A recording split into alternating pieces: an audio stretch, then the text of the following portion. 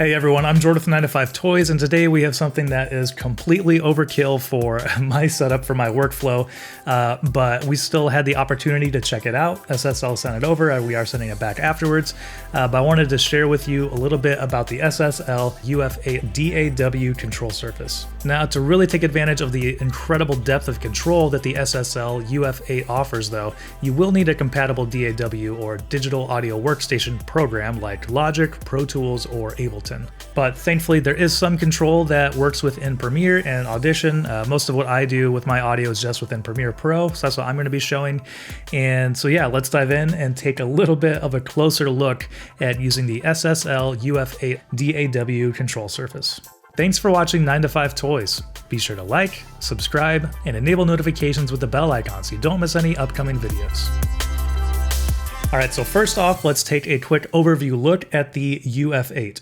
At its core, the SSL UF8 is a DAW control surface with 8 faders, 8 of these rotating pots or rotary dials, 8 LCD screens, and a slew of configurable buttons and features to give digital audio engineering more of an analog feel. 43 assignable buttons make it easy to dial in the UF8 to your exact workflow. So this is great because when you are using a digital program, instead of using your mouse and keyboard to make all the different settings and change everything and take faders up and down and everything, you actually would have a physical surface that you can make all those adjustments on, which just makes things a lot easier. A lot of people say that having dedicated hotkeys for your different programs is one of the best ways to pump up your productivity, and obviously having an entire board with dedicated keys for different functions is just going to make that a heck of a lot easier. So just taking a real quick tour of the board. Obviously we can see here we do have the 8 faders that go across. These are all touch sensitive and they are all controlled. So as you make some adjustments, depending on the program and what you have set up, they'll either go back to 0 or they'll keep that setting. Above those faders, we do have these 8 dials, these 8 VPots or rotary encoders. And so those can be configured to a lot of different things. Just when you are working within Premiere Pro, I think pretty much the only thing those control are pans. So if you want to put audio on the left or the right, that's a really quick and easy way to make some of those adjustments. Above those, we do have the LCD screens up here. And as you can see, even within Premiere Pro, they will show the different levels as they are popping up on there. And actually, you can even see the faders moving a little bit here from some keyframes that I already have programmed in. So that's a quick view of kind of these main controls here. Going back to the faders, actually, something that we missed is we do have solo, cut, and select controls next to the faders as well. So these do work within Premiere, so you can solo a track if that's all you want to hear, or you can cut it if you want to mute it. So those are some quick, easy ways to make sure that everything is muted and but also solo a track if you do want to check that out as well. Up top, we do have some more user buttons up here, and these all can be configured within SSL's 360 software. Over here on the right, we have these soft keys, which can set up different banks of controls.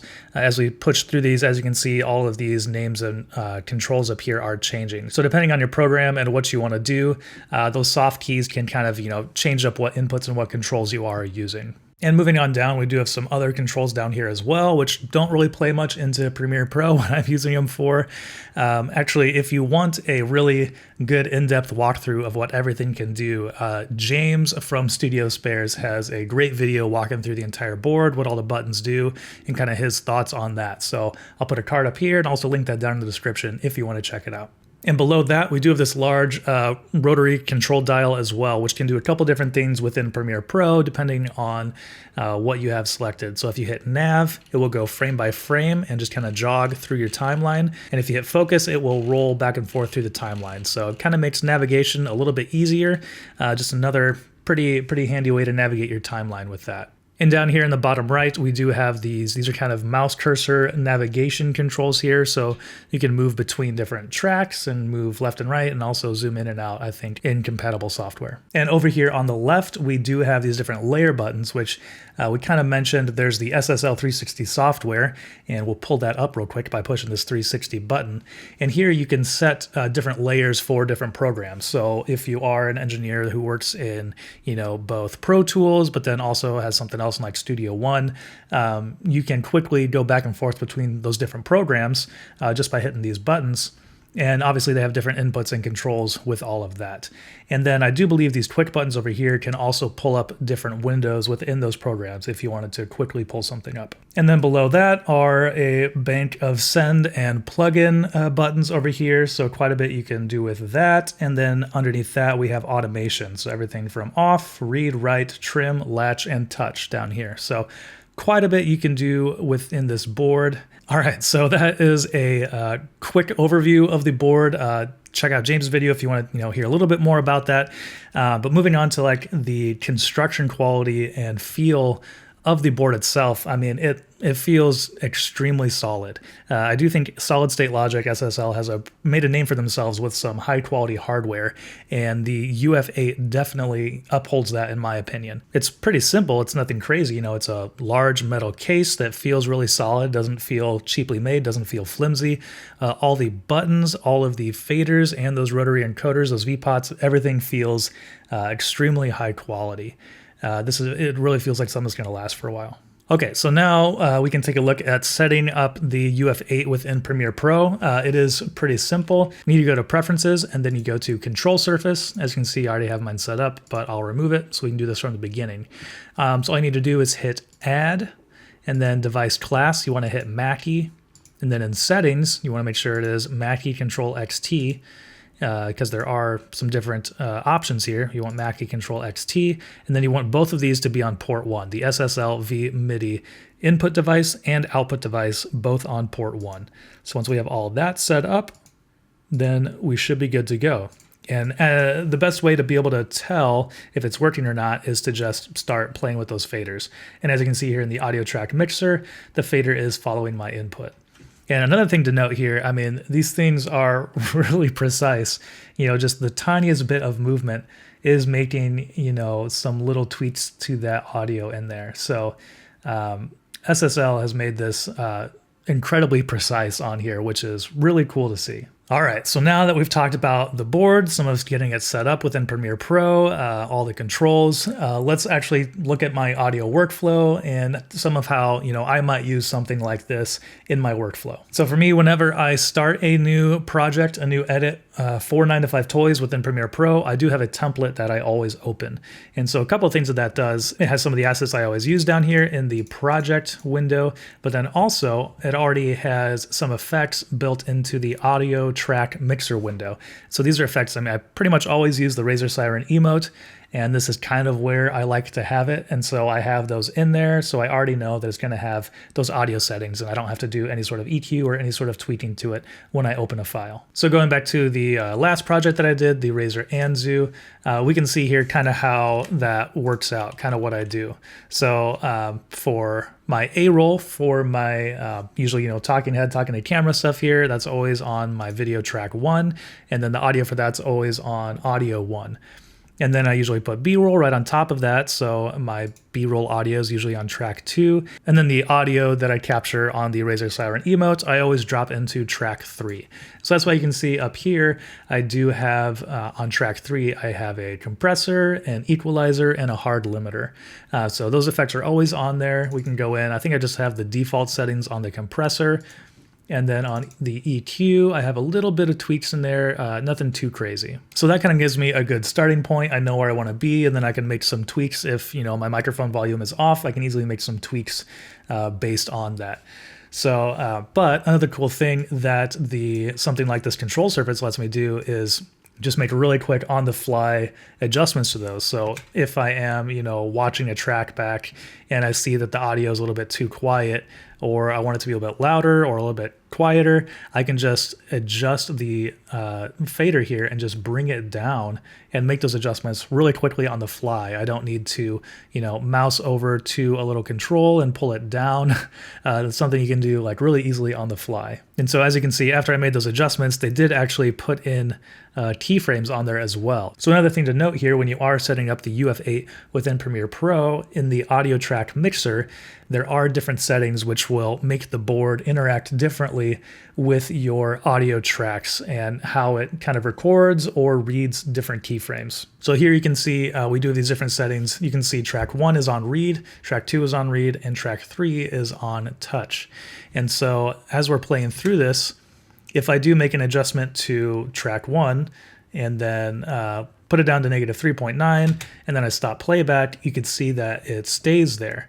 And so with the read, what it's going to do is it's going to, whatever you have that fader set at, whatever numerical value you have, it's just going to stay at that. It's not going to record any keyframes. It's not going to auto adjust or do anything. It's just going to stay there. But then over on touch, as you can see, when we hit play again, touch is at -0.1 right now. If you do make some adjustments to that, you can see that it reads those adjustments, and then when we do stop, it is recording all of those. And I do believe that touch, if you make an adjustment and then you take your hand off of the fader, it will actually slowly work its way back up to its previous setting. So it's not going to stay down at, if you bring it down or bring it up, it's not going to stay at that value. It's going to work its way back to its previous setting. If you want it to stay at whatever value you have set, then I do believe you want to set it to right. And so with this one, if we hit play, we make some adjustments on 3. You can see it's moving up and down there. I let go, and then it stays at -2.4. So touch still kind of pays attention to the levels that it was set at and what's ahead of it, and kind of works its way back up to that. Whereas right just completely ignores anything ahead of it, and it just solely sticks to whatever those adjustments are. So depending on how you want to edit, how you want to do it, those are some different things that you might want to play with to try on there. And one other thing to note for getting this set up, to see these keyframes along the timeline like this, which I think is handy if you are doing these adjustments with the control surface and the audio track mixer, you do need to go down to this control here where it says show keyframes, and then you want to go to track keyframes and put it on volume.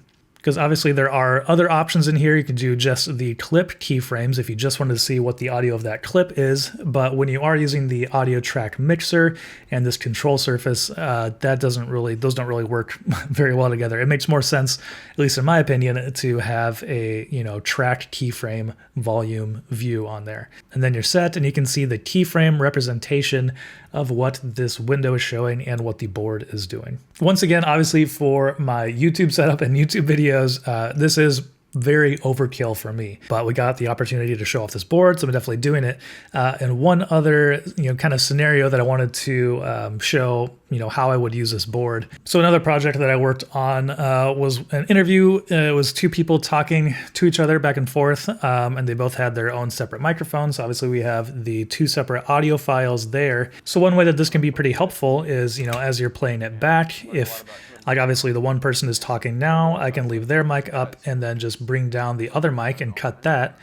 And then when they, obviously right here, they swap, I can bring him back up, bring the other one down. And that's a quick and easy way to make some adjustments to, who's talking. So I can quickly make those adjustments and, cut the mic of the person so there isn't a lot of extra background noise or anything like that. And just make sure that the voice of who we want to be hearing is coming through more. And so they swapped again, so we'll go back.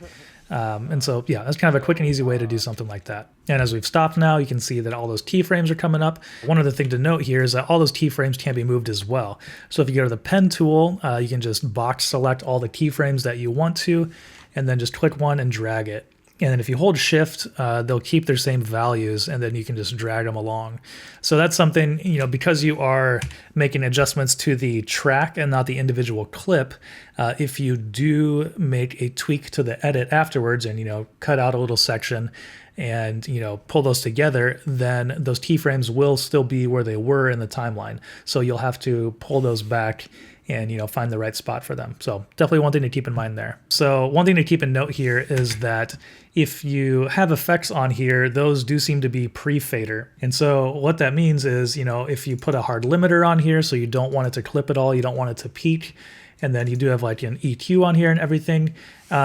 If you, hit play, and because I have that hard limiter on here, I'll pump up the gain in the EQ, and as you can see, it's not going to clip at all. So even if I punch it way beyond what's even decent for humanity, it won't clip at all. But if you do make those adjustments on the fader, it will clip. It will still hit that. So that's something to keep in mind. One way you can get around that, though, is if you go to the mix, or kind of like the master one, like everything is sent to this mix panel over here.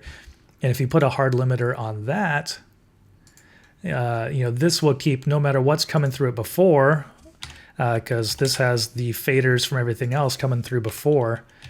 So no matter what is coming through, then whenever you play it, even if you boost, either of these all the way up, it's not going to clip at all. So it's going to still, that master track, obviously you can see it is still clipping in audio 3 and audio 4 in the channels, but the master track and the, master over here, those aren't clipping at all. So one way you can kind of get around that.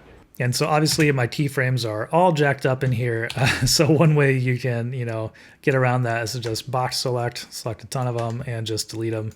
And then you are back at 0, so you can make some more adjustments to those. So of course the SSL UF8 goes way beyond what I've even dipped a toe into here, but it is pretty cool what it can do even just within Premiere Pro. This kind of opened my eyes and made me think a little bit about what other control surfaces, or is there other hardware that I can bring in that would help to make my workflow more optimized. If I do have a physical control surface like this for handling all of my audio, then I never have to go over to the window. I don't have to pull my mouse over and do, tiny little adjustments. If I can just make those on a board, will that enhance my workflow enough to be beneficial for me?